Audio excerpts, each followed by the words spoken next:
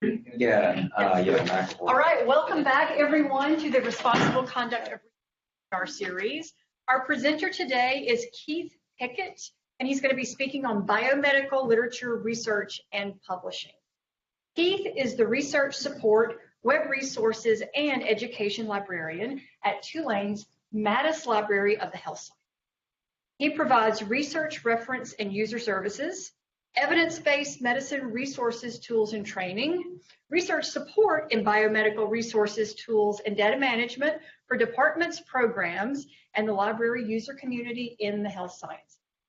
He also teaches in the library's education program, and he plans specialized instruction and programming tailored to the clinical biomedical research and public health community. He holds a BS from Nicholls State and a Master of Library and Information Science from LSU. In addition to all that, I asked Keith what he does in his free time, and interestingly, he plays lead guitar and bass in some local rock bands. It's very well-rounded. So we are going to be using VoxVote again today, and we're going to be using it very early in the presentation, so I ask you all to go ahead and log in.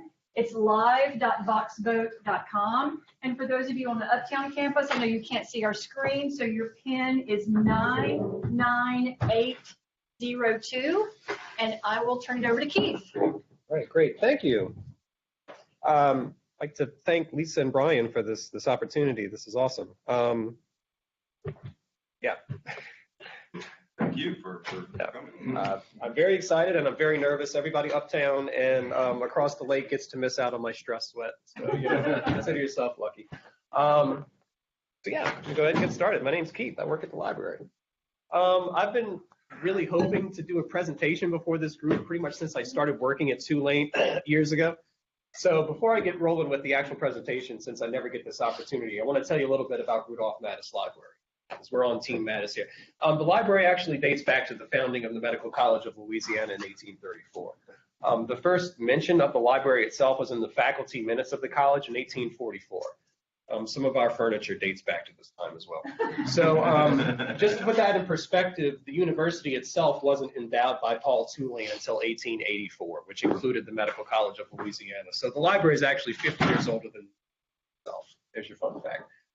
We were named in honor of the Times-Picayune Man of the Year, Dr. Rudolph Mattis, in 1937. That's about 7 years after the School of Medicine moved from Canal Street to its current location in Hutch.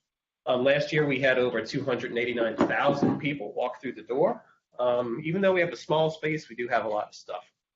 We have over 155,000 physical volumes. That includes over 11,000 serial titles and over 160 electronic databases. We recently updated our space, which some of you may have noticed. We now have lockers, we have bottle fillers all over the place, a nice TV monitor. Of course, we have expert staff members, both librarians and staff, and we do partner regionally both with the LSU Medical Library down the block, as well as other libraries in our South Central chapter of the Medical Library Association. We work to get things done. It's all about clinical information. And that's a little bit about the library. Okay, so here we go. Here is the VoxVote. Okay. Ready to go? Yeah. Okay, so the first question, the PIN again is 99802. And the first question is, have you ever contacted a librarian for assistance with a literature search or research support? Yes, no, quick question. Could be anything.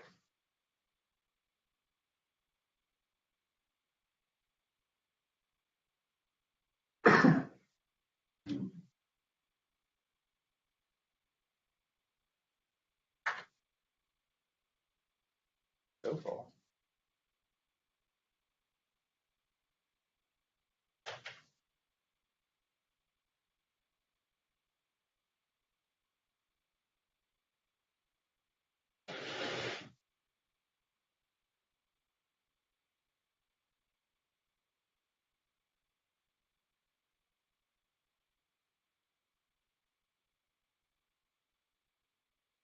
Right. Okay. So a little less than 2/3 have contacted a librarian for a search. Let's go to question 2. Question 2, have you ever contacted a librarian specifically for assistance regarding a protocol or grant submission?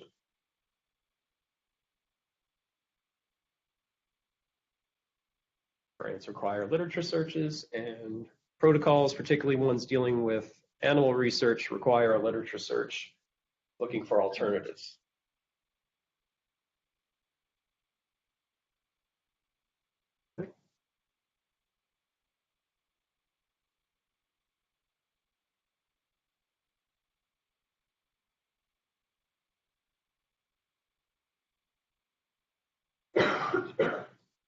Most people have it. Yeah.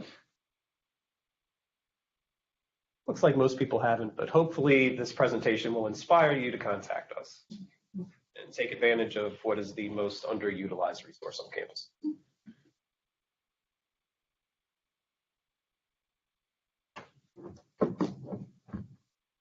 Okay, 12%, good to know. And finally, question 3, have you ever attended a presentation or a workshop offered by a library?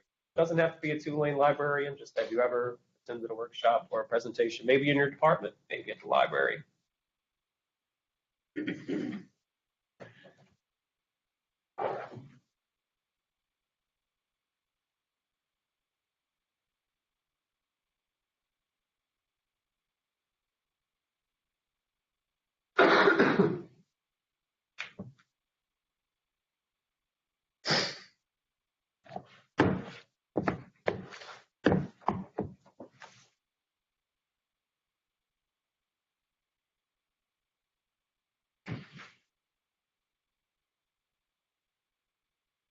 Looking pretty good.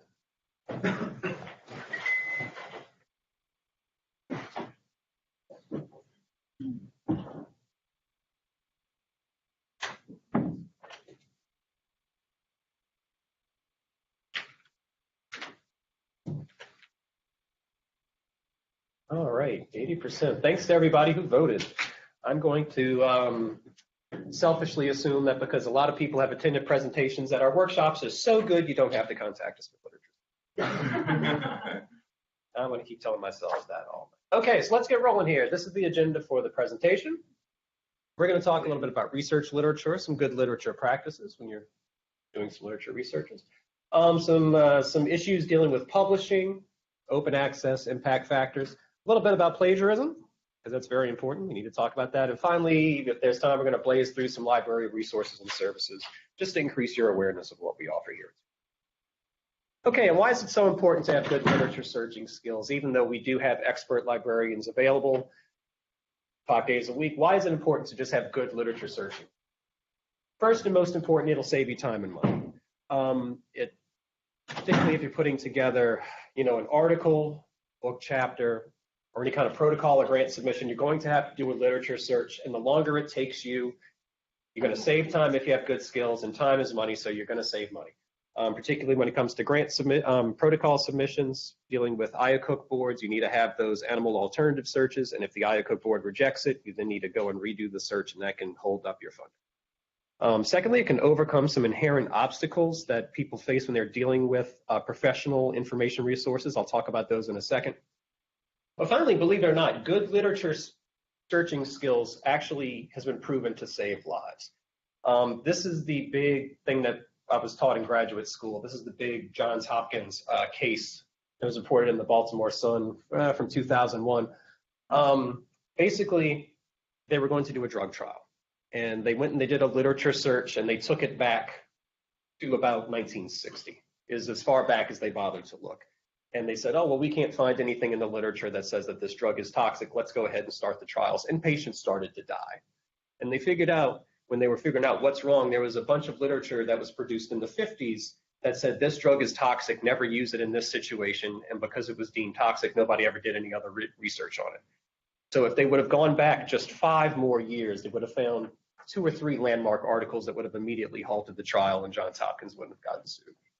So keep that in mind. PubMed now goes back into the 1800s, fully indexed back to the 40s. So good literature searching can save lives. But I talked a little bit about overcoming some inherent barriers and obstacles when we talk about professional literature resources. The first one is that there's a lot of knowledge expansion right now. That's a fancy way of saying this weird two-sided thing that you learn things in a classroom years before you actually have to apply it. So things either get twisted or forgotten. But on the other side of that, situations are going to arise that require an informed response before you've had time to learn the knowledge you need to. So somewhere in the middle of that, there's this quandary that we find ourselves in, and that's why good literature searching skills are important. Plus, there's other inherent obstacles, both on the user end and on the producer end of these resources. On the user end, sometimes we fail to recognize that we need a piece of information, so we don't look for it. Sometimes we think that answers probably don't exist, so why bother taking the time to look? And finally, and this is a big one, and this takes a long time just to get used to, is the fact that the burden is on the user, the researcher, it's on us to phrase the question in a way that the system can answer it. And since we didn't design the system, you have to basically learn the system and learn how it works. On the other way around, there's obstacles related to the resources themselves. It takes a lot of time to do a thorough literature search, unfortunately. There's a lack of seamless access, right? Particularly if you're off campus. You have to go to the library webpage, then log in to your off-campus login, go to the resource, do the search, click the link to go to the full text. Once you're on the publisher site, you may have to click 5 links to actually get to the PDF. Then you have to click another link to download it. So there's no seamless access there. You can't just do a search and immediately read full text, unfortunately. There's a limit on technology to answer direct questions, and there's a lack of evidence in all situations. There's not a practice guideline for everything, unfortunately. And just like the burden is on the researcher to adequately frame the question, there's a huge burden on the author of the resource to anticipate the questions that you're going to answer before you have to answer. But luckily, good skills can alleviate that. It's not a big doom and gloom thing. You can do this. It's no big secret. Good skills are just good skills. And if you learn good skills in one database, you can transfer that to anything else. So if you become a PubMed master, you can search anything. Okay, so let's talk about some good, solid fundamentals on how to conduct some effective, responsible literature research. Okay, I always break this down into sort of before, during, after. Yeah, see tips, get it? Little literal fun there. All right. So let's talk about what we do before we actually put our hands on the keyboard and start typing. Consider the end product of what you're doing. If you're going to write a case report, you're basically going to look for a couple of articles that, will back up some of the observations you make in your patient. Whereas if you're doing a systematic review or a meta-analysis, you're going to be looking at everything. So you're going to need a budget that time and maybe, consult with librarians to make sure that you're doing the search. So always consider the end product. I find it's really helpful to actually write out my search strategy on paper, like the actual question I'm asking, because then that way I can identify the key terms and the stuff that I don't need to search.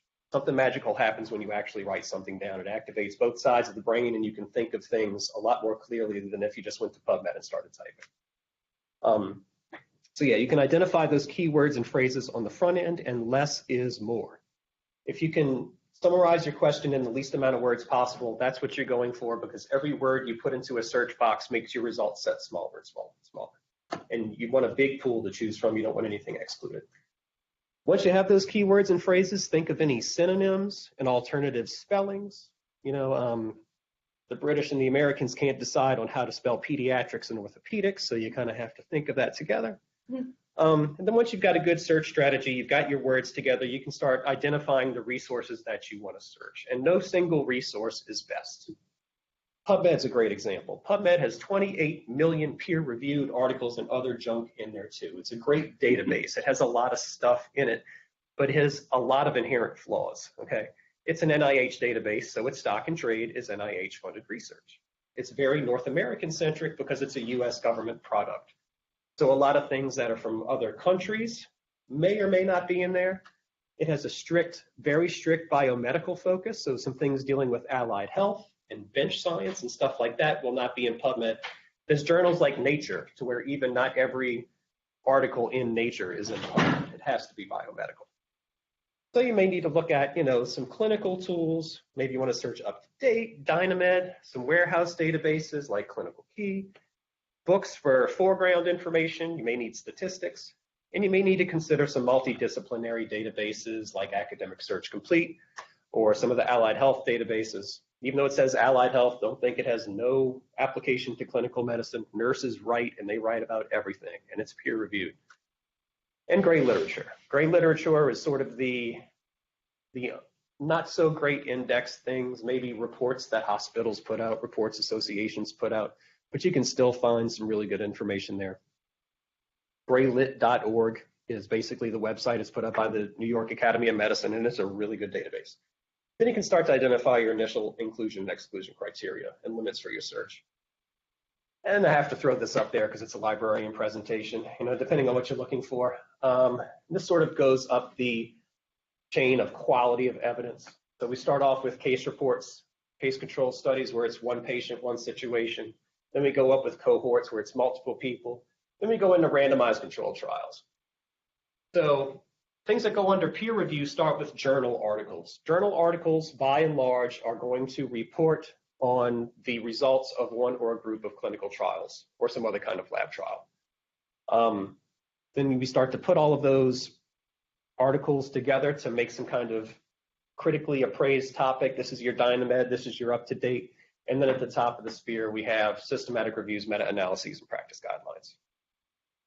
The difference between a systematic review and a meta-analysis is that systematic reviews deal with words, meta-analyses deal with numbers. That's the easiest way I can put that to you. And practice guidelines means if X, always do Y. Okay, so while we're searching, be aware that there's two ways to search most databases. You can search by keyword. This is your typical Google way to search, which is searching titles and abstract word frequency. But you can also search by subject, what the article is actually about.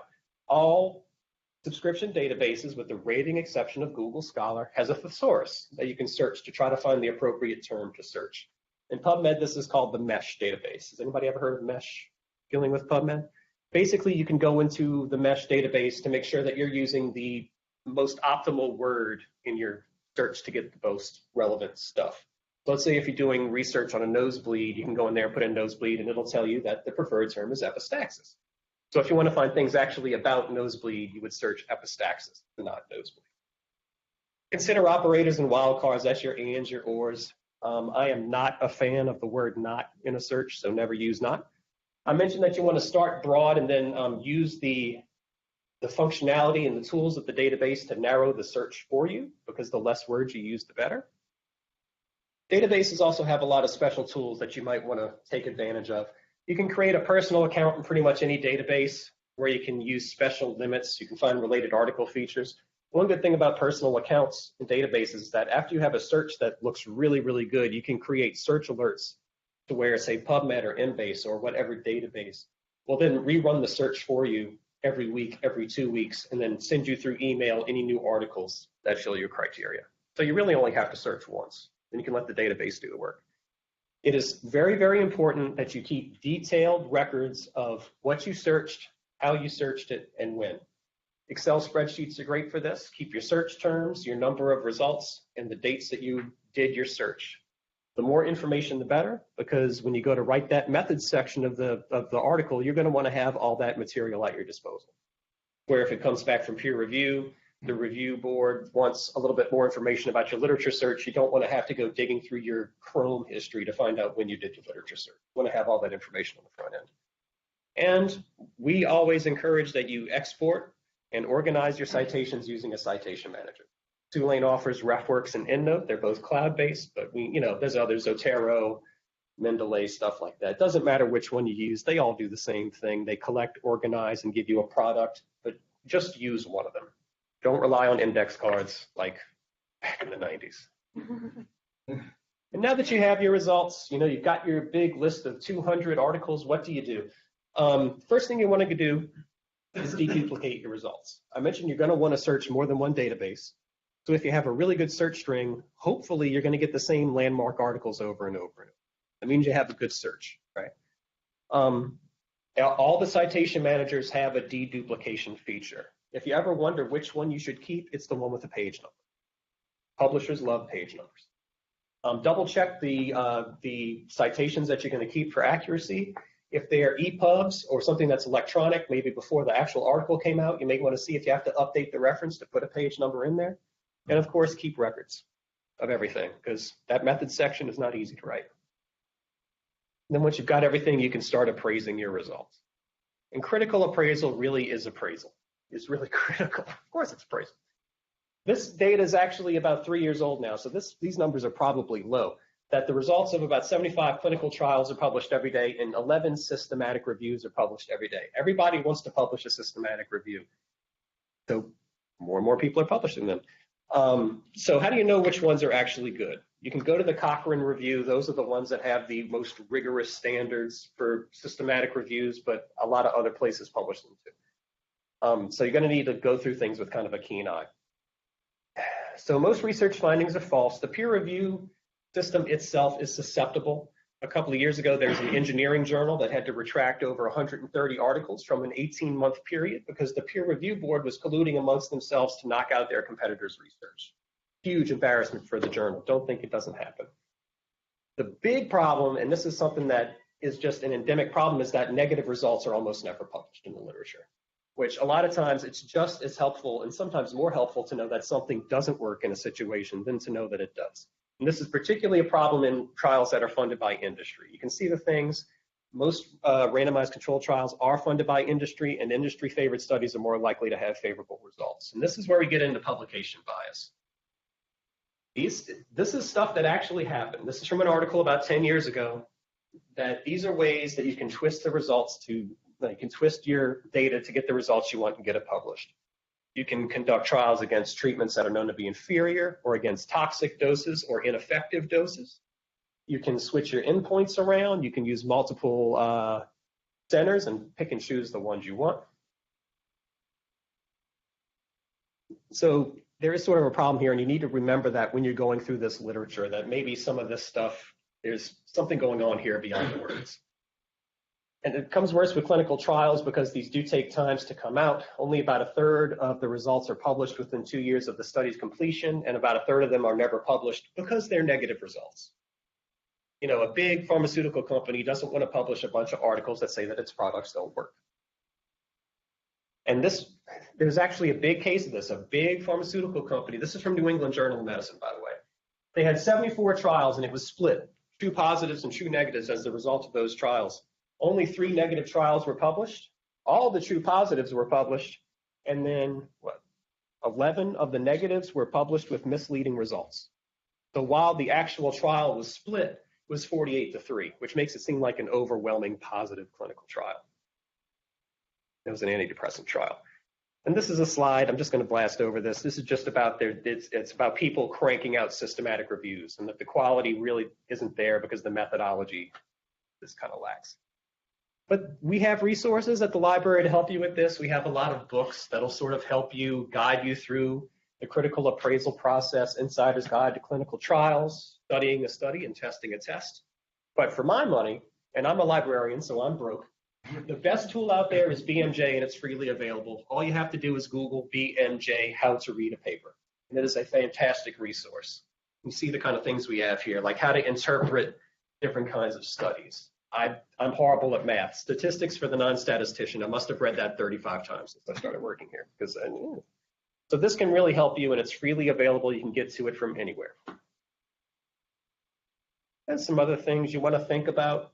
When you're writing and when you're doing a literature search, be transparent, be honest about what you did. You want to treat your literature search in a way that it's completely reproducible, so that anybody on planet Earth can pick up your article, go to a computer, put in your search terms and your databases, and draw the same conclusions you did. That's the goal of a good literature search. Avoid time limits. Remember the Johns Hopkins thing. If we would have gone back 5 years, it would have saved lives. Avoid time limits. All databases go back. And again, keep detailed records. One thing that a lot of publishers recommend is that when you actually start to write the paper, write backwards. A lot of people want to just start off with the introduction and blast through it from start to finish, right? But really, if you want a really, really good paper, start with your data and do your methods and your results first. Get that out the way. And then after you get your methods and your results, do your conclusion, do your discussion. And after you've got those pieces together, then come back and do your introduction, where you can frame everything that's coming after it because you've already written it, and do the title last. Always do the title last and avoid fluff in your title, okay? I've been working in libraries a long time. I know how people search PubMed. They do a search and they just look at the titles of the articles and blast through them and say, no, yeah. So make sure that your title of your article summarizes exactly what you want to say clearly and succinctly, where somebody looking for it can look at the title and say, this is the article. Sound good? All right, so that's writing. After you're writing, let's talk a little bit about publishing. Rights, impact factors, public access, self-promotion, and plagiarism. I think I need to speed up a little bit. First of all, you need to know your rights as an author. There are options when it comes to copyright. A lot of your big publishers, your Elsevier's, your Wileys, your other big publishers, I can't remember right now, Springer, Nature, they're going to make you sign a copyright agreement where if you want to put your stuff in our journal, you are going to sign over rights to the article to us. They own the copyright, but they only own the actual formatted page with a page number and all their branding on it. That's what they own. You own all of your preprints. So everything that's in Word or PDF that led up to that final document is yours. And you can assign Creative Commons licenses to those articles and share them however you like. There's also journals that are getting into what they call open access publishing. That's where they just put things out for free on the internet. The big initial players in this were Public Library of Science Plus and Biomed Central, BMC. But other journals are getting into this too. So where they do offer open access options. There is a cost associated with this, of course. So you may want to build that into your funding or figure out a way, if it's really important to you, how to best put your stuff out there for free. The question comes up about what's green and gold open access. Green open access is when the author puts it out there. Gold open access is when you pay the publisher to make it available. And do the homework. There's a lot of open access journals out there. And there's a lot of ones that are what they call predatory journals, where they're only a journal in name only. They say they're peer reviewed. They're really not. They're just going to take your Word file and throw it up on their website. They're not even going to look at it. They're going to charge you $5,000. So do the homework. See which other open access journals your peers are publishing in, which ones, have some prestige, which ones have been recognized, which ones have already published landmark articles that have been cited elsewhere, and look for impact factors, which is a great segue to talk about impact factors. Okay, impact factor. Everybody talks about impact factor. We want to publish in high impact journals, right? Everybody wants to get their stuff out there and get it read. Impact factor is a commercial product from a company called Clarivate Analytics, the money firm. It used to be run by Thomson Reuters. All an impact factor is a ratio of a journal. It's how many citations a journal got from the past 2 years over the amount of publishable articles that they published in the past 2 years. That's what an impact factor is, just a ratio. You can get to Web of Science, which is where Journal Citation Reports lives, from either the Mattis or the Howard Tilton library website at library.tulane.edu. You just click Web of Science, and right under that awesome custom Tulane University Libraries banner, bless you, there's an option to click Journal Citation Reports, and this is what it looks like now. You can either search for a journal name, you can browse by journals A to Z, you can look in categories, or you can generate custom reports.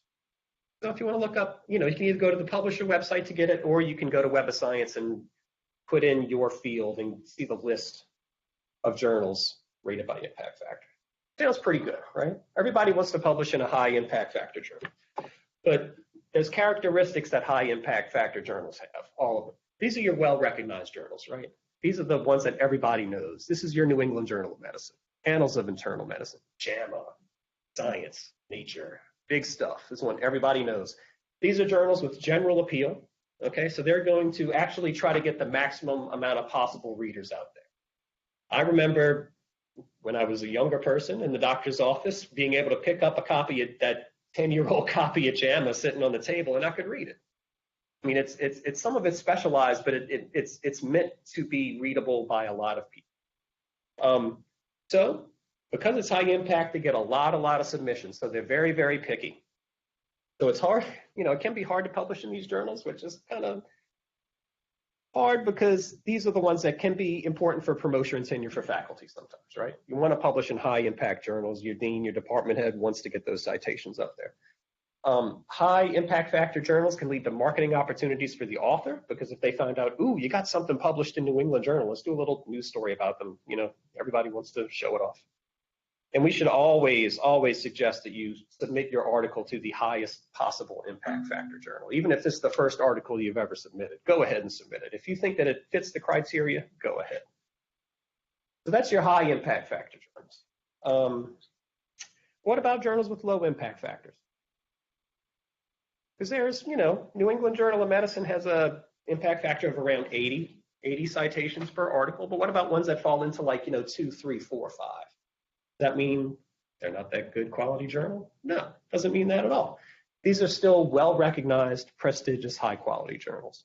They're still peer-reviewed. The editors are experts. They're well-indexed in 12, 15 different databases. The difference is that I mentioned that broad appeal gets a lot of readers. Specific appeal only applies to a certain amount of people. So if I'm doing some work in gas chromatography, and if I come up with some innovative way to use the machine or whatever, that's not going to appeal to everybody. That's going to only appeal to people who use it. So it lower impact factor journals, this is like more specific, unique research areas, smaller audiences. They may be newer journals. Because the audience is smaller, they get less submissions, so they tend to be more patient with the research. There's more back and forth. It's not just an initial rejection, go back. They'll tend to work with you more sometimes, and a lot of times, not always, you can get a quicker turnaround and acceptance time. So if you're running up on a grant deadline, you need to get these results out there, go ahead and publish where you know they're going to take it, but still a prestigious journal. But there are limitations to these impact factors. I mentioned that it's related to the scope of the journal, has nothing to do with the quality, it's the scope. It's how many people read it. Impact factors favor fields that focus on primary research, right? And disciplines where progress is rapid. So stuff like genetics, cancer research, internal medicine, those are going to have really, really quick, primary research, everything's rapid, so it's quick. Fields that don't focus on primary research is journal articles, by the way. Things like anthropology, again, this is not a 100% statement. I'm just saying humanities journals, anthropology, stuff like that, that's more book heavy. And there's no such, they don't have impact factors for books. So of course, journals like that, anthropology journals are going to have lower impact factor. But like an anthropology or a business journal with an impact factor of 4 to 6 is awesome. And there's some people who've been published in like the Chronicle of Higher Education says that if you publish an article in the journal and it's a humanities article, if you get 1 citation, you're a superstar. So yeah. Also, not every paper by a really preeminent researcher gets a high citation count. It's usually just a handful. And even in the journals themselves, only a small fraction of the papers get all the citations. It's usually about only a quarter of the articles in any given issue get a high citation count. The other ones may be 1 or 2, and that's what drives the high impact. Citations take time on both sides to amass. It takes, time to get the article published, and then you have to get it out there. It has to, and then it gets entered into PubMed, and it takes time for the research to get out there. And maybe in the first 2 years, it doesn't really get cited a whole lot. Errors can occur because people do actually enter this stuff in by hand. And it's not really a predictor of future impact, right? Because we don't know where the science is going to go. A journal may have a low impact factor, and then 5 to 10 years from now, just the direction of the research, all of a sudden now the impact factor is double. So it's not really a predictor of future impact. It's a very short-term metric. And finally, impact factors are not always cut and dry. They can be manipulated, Editors can invite expert reviews from world-renowned experts to publish, and that'll drive up citations in their journal. The easiest way to manipulate your impact factor is simply to produce less articles, okay? The highest impact journal in Web of Science is CA. It's a cancer journal for clinicians. It has an impact factor of 244.5. What they don't tell you is that CA only publishes 20 articles a year. So there you go. The number 2 journal is New England Journal of Medicine. It has an impact factor of 79.80, okay? So it has what? That's about a third. Yeah, so it's got 3 times lower impact factor than CA, but New England it has 11 times more citations than CA does, but it's because the numbers in the ratio do that. So I do think that impact factors are important, but it's not the most important thing in the world. Another thing you have to worry about now, as that starts speeding up, is public access. This started off as an NIH policy, but it now includes NSF.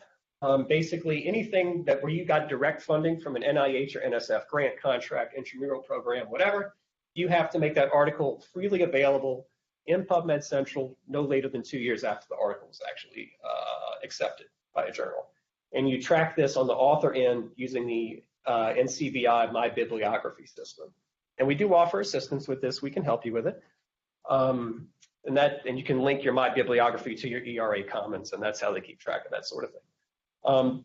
Different publishers handle this differently. Some of them do it for you. I can tell you, one thing I can tell you as an absolute is that if you publish in an Elsevier journal, you do have to actually call them or email them and ask them to put it in PubMed Central for you. It won't do it by default. So keep in mind, and they will delay your continuation of your grant if your articles are not at least in the pipeline at PubMed Central. So keep that in mind. Plus now, you do have to submit data management plans. This is a supplementary document of no more than 2 pages. We do have a tool called the DMP tool, dmptool.org, I think it is. Could be wrong on that, but it links on our website. And it sort of helps you put together a data management plan that fits the need of the agency and the directive. If you ever need help, Technology Services would be happy to talk to you about ways to manage your research data, partner with you, and maybe give you some verbiage for that.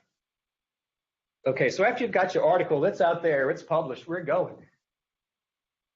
Self-promotion, you have to become a good self-promoter to actually get the article out there. I'm going to switch 1 and 2. First one is to make sure that SEO is search engine optimization. Make sure that your article, when you put it together and submitted it to the publisher, that your title is succinct and relevant.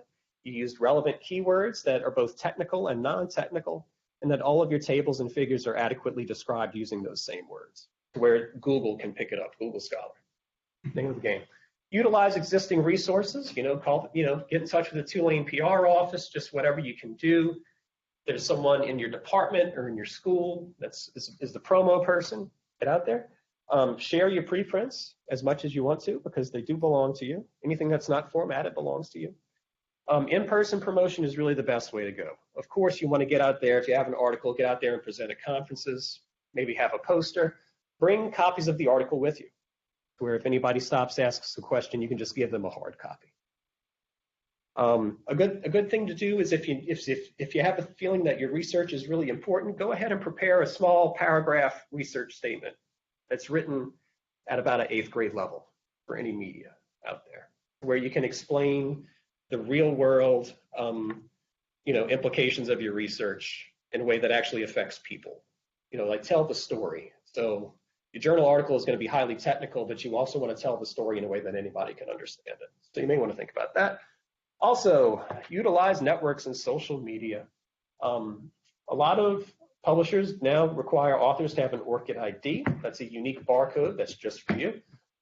There's ways you can go out and promote your research on ResearchGate. You can go to LinkedIn and drop links to your article once a week. For those of you who do reviewing of articles, there's Publons. There's a group for that. Even things like Facebook and Twitter. Maybe go and see if there's a group of your peers or people who are interested in your field in either Facebook or Twitter. Join the group and then drop a link to your article to the people in that group. And if there's not a group, start one. Invite your people that you know do the same work at other places, and then they can invite people, and then you can be sharing your research that way. A great way to promote yourself is to use social bookmarking sites like Reddit. There's a billion subreddits. There's one for everything out there. Go and put a link to your article in Reddit. You never know who's going to read it.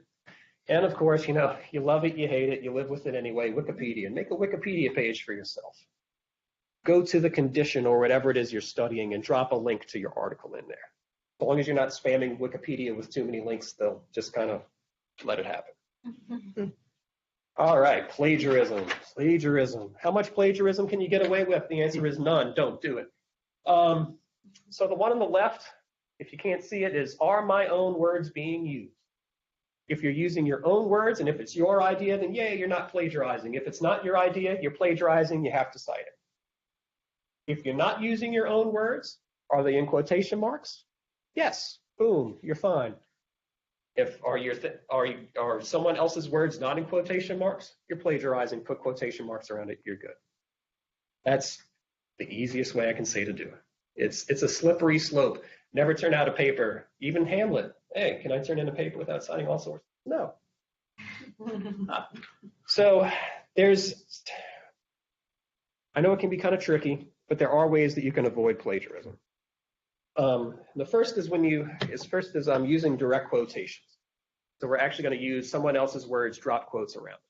Use these sparingly in your journal articles. There's really 3 times where you absolutely always should use direct quotations. The first is if the wording of the quotation is highly technical.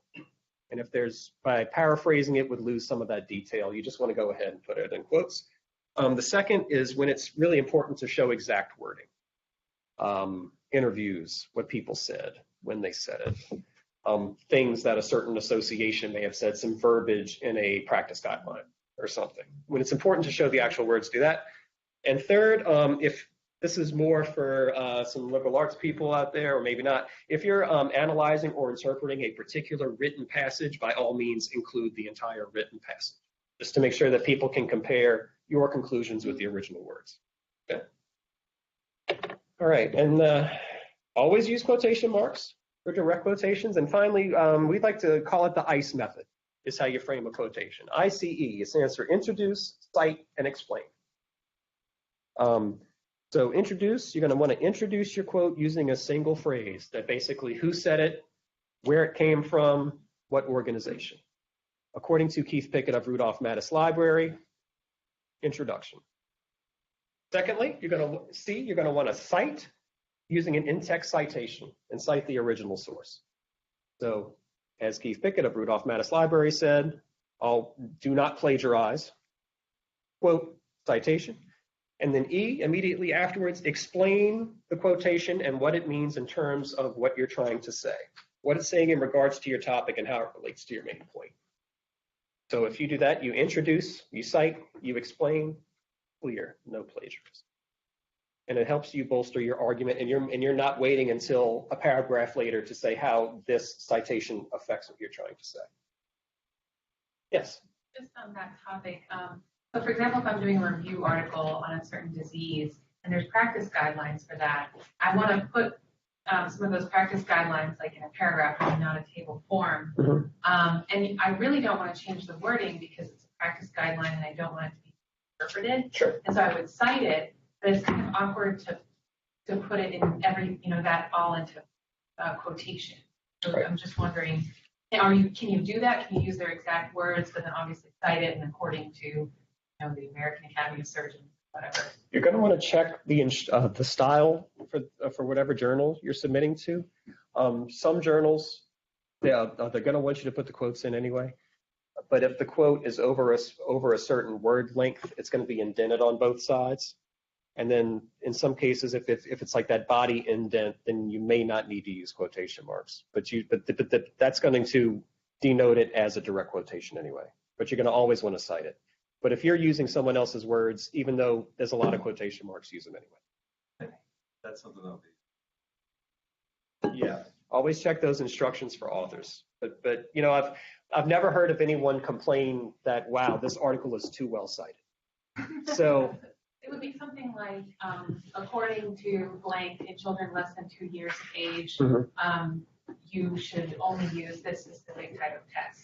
Right. And so it might be, I want to use their exact words. Right. But I would put that in quotation. Definitely. Yeah. Or if it's direct. Now this is where we get into summarizing and paraphrasing, to where we can. This is the hardest thing, right? Paraphrasing. There's pros and cons to it. The pros is that you can put it in your own words. You avoid all the punctuation. The cons is that you have to really make sure that you're not plagiarizing. The best way that I can suggest you to do this is, like, say if you've got your practice guideline, get a paper copy and underline whatever it is that you want to summarize and make little notes on the side if you have to, okay? And then on a separate piece of paper on your computer, take that quote and put it in your own words. And you're looking at it, and then when you go to put it in your paper, use what you wrote. And then don't look at the original copy again. Just go ahead and from first step, to go ahead and put it in your own words and then paraphrase from your notes. But still use that ICE method of introduce, cite, explain. Because you don't want to give the impression that you came up with this stuff yourself. So always be on the safe side. And we've all read articles that have punctuation that look like some crazy punctuation fairy went through it and sprinkled it all over. But it's always good to at least submit a journal with all that. And then if the editorial board says back off. And finally, common knowledge. You usually don't have to cite common knowledge. If it's stuff that people in your field know anyway, you don't. All right. So I'm going to very quickly tell you about some of the Tulane library resources we have that can help you accomplish your goals of becoming masters of literature searching. There's our website, mattis.tulane.edu. And even if you go into PubMed, start at our website first, or Google Scholar, and that way it'll connect you to the oodles and oodles of free text PDF that Tulane pays an exorbitant amount of money for. We do have peer-reviewed article databases, PubMed. Embase is like, has anybody ever heard of Embase? Well, people who has not heard of Embase? Okay, great. Embase is very similar to PubMed, biomedical literature, but it's if you search it side by side, it's really a full search because Embase includes a lot of those foreign journals that aren't in PubMed. It includes a lot of industry-funded pharmaceutical and device studies because those aren't NIH funded, so they don't have to be in PubMed. The big thing PubMed does not have is that PubMed does not index conference material at all, or conference proceedings or abstracts. And a lot of times people are going to put that conference abstract out there 2 years before the paper comes out in Annals of Internal Medicine. So Embase has all that stuff. So I encourage you to look at Embase. It's on our website. It's really good. It's very user-friendly. We have multidisciplinary stuff like Academic Search Complete and all, which is the Index of Nursing and Allied Health Literature. Again, check it out. It's really good. We have comprehensive online medical resources that include textbooks, guidelines, and videos and procedures and stuff like that. That's Clinical Key and Access Medicine. For anyone out there actually doing clinical work, we do have point-of-care apps and tools. Our one that we just bought for a couple of years is Dynamed Plus, which is very similar to UpToDate, but it's actually more up-to-date than UpToDate, and it has less words and more images. We also have some apps for your mobile device on drug information and IV compatibility and drug interactions.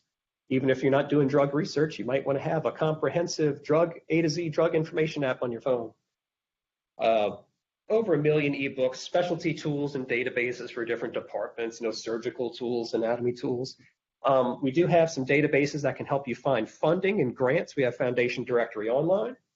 We offer access to some business surveillance and intelligence tools. We have a subscription to MedTrack by Informa that sort of lists deals in the pharmaceutical and device industry. So if you're looking for partnerships, or if you're looking for who's doing research on a certain chemical or in a certain area, you can find that and what the royalty rate is.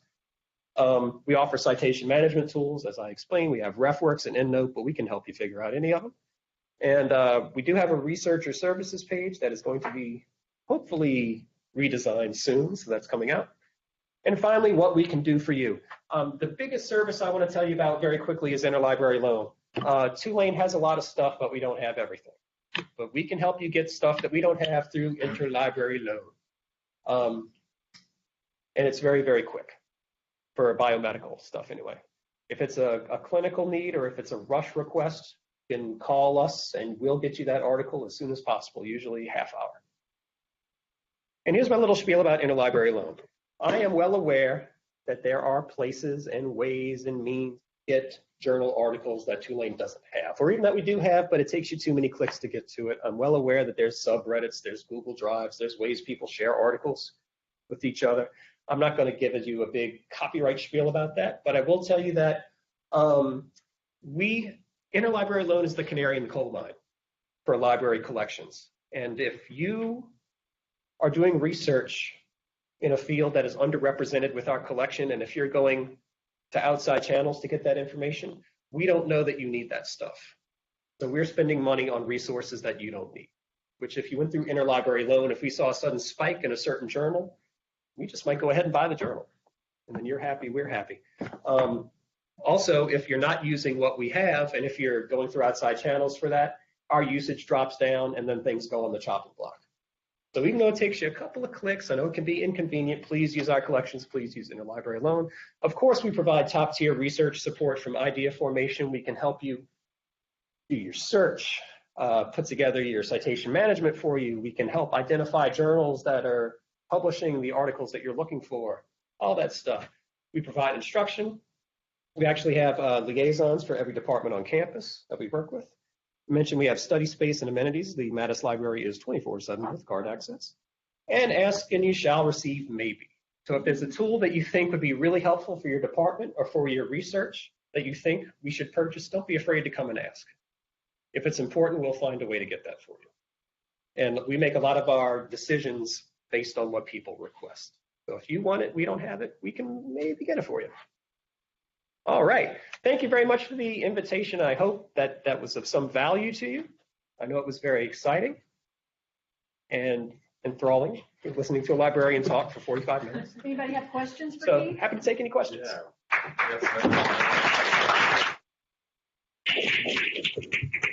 I learned quite a bit from this. I didn't know existed. Fantastic. Yeah. Yeah, we can help out with a lot. Any random library questions? Other questions about literature? Yes. So I can walk in and ask a technical question to a library or to a librarian, and they would help me answer that question. Yes. Okay. And if we can't answer it, we can help find someone who can. I like doing, if it's something that you think is going to take longer than a walk-up, you can make an appointment with one of our librarians, and whoever is probably like the most expert in that subject can help you. But I really like when people come up in a rush and they're like, I need to know this right now. Oh, yes. I like being a librarian because I get to do all the research and none of the writing. But yes, we'll definitely help you. Yeah. Just as a comment, I've used interlibrary loan a bunch of times, and it's super fast and it's super easy. Yeah, thank you for saying that. In the National Library of Medicine, interlibrary loan makes the world go round. We partner hand in hand with pretty much every other academic health sciences library in the country, and we have some partners in other countries too. So where anything you need, we can get it. I can Chinese, I can read that. Yeah, and if it's something in a foreign language, you might want to talk to, if Tulane has a foreign language department for that on the Uptown campus, maybe there's a graduate student who would love to translate that article for you. Get some brownie points. Is the 24-hour access, is that for all Tulane students, or is it just within the School of Medicine? It's medicine and public health for the Mattis Library. If there's somebody from the main campus, you just need to go talk to security and sort of explain why you would need access, and then we can program your card. Yeah, we're happy to offer 24-hour access. Yes. How do you spell Embase? M-B-A-S-E? E-M-B-A-S-E. E-M. E-M. And if you're on the Mattis Library website, which is at the bottom, mattis.tulane.edu, if you click resources in the menu bar, the default that you go to on resources is stuff for peer-reviewed journal articles. I think Embase is the third link. It's either the second or the third link. And if anybody out there came from an institution that used Ovid to search Medline, which is PubMed, we do offer the Ovid gateway into PubMed as well. But PubMed's really increased by leaps and bounds over the past couple of years. It's not as daunting as it used to be. You mentioned a funding database. What was that called again? Foundation Directory. Yeah. There's also grants.gov for federal funding. But Foundation Directory, you can even put in, we were surprised a couple of months ago, we put in just funding available in the New Orleans area. And there's even, private citizens who have money and who give grants for medical research, and also nonprofit organizations as well. So it's not just the big heavy hitters, it's everybody. It's a really cool database. Yeah. Again, we may not be able to answer all of your questions, but we can point you in the direction of somebody that will. So I hope that you utilize the library. I hope this might have inspired you to maybe think about us when you need something. And if not, we're here when you need us. Thank you, Keith. Have a great Thanksgiving, and we'll see you in 2 weeks. Yeah.